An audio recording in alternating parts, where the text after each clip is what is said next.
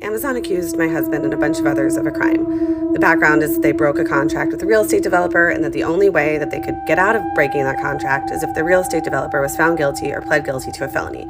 So they went to the Department of Justice and said this entire criminal scheme happened around real estate, and I think they accused like 10 people of a crime, including my husband. I want you to know what happens in America if you're accused of a crime. My husband was never charged with a crime, but here's what we've lived through so far, and this has been a process that's been going on for 3 years. Amazon asked the Department of Justice to seize my husband's bank accounts. In America, the government can take your money on suspicion of a crime. They don't have to charge you, prove you're guilty, or anything. They just take the money and say it's a crime. So in the middle of May in 2020, about 3 months after Amazon accused my husband of a crime, and 2 months into the global pandemic, the FBI emptied our bank accounts, including my personal bank accounts. And so we had no money to pay our mortgage, pay for lawyers, pay for our kids' food. The government went so far as to seize money from our lawyer's bank account that we had paid our lawyers. I mean, wild. So they did that, and then about 2 weeks later, as another tactic to try to help Amazon out and get their felony, the government conducted an armed search warrant of our home in Seattle.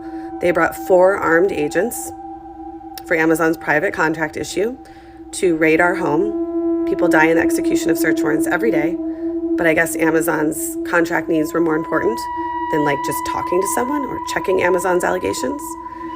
After that, the next thing that happened is, my husband's lawyers said to prosecutors, if you're going to charge him with a crime, can he just come in and like surrender to you? And the prosecutor said, no, we won't allow that. That's something that like Bernie Madoff got. He was able to do that, to just kind of walk in. They said with my husband, they would show up at some time with guns and drag him out of the house in front of our little girls to arrest him.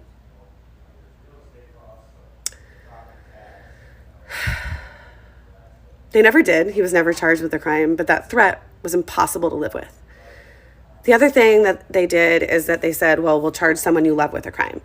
Or people that work with you. Like they subpoenaed my nanny, who we paid over the table, but they subpoenaed her, dug into her finances.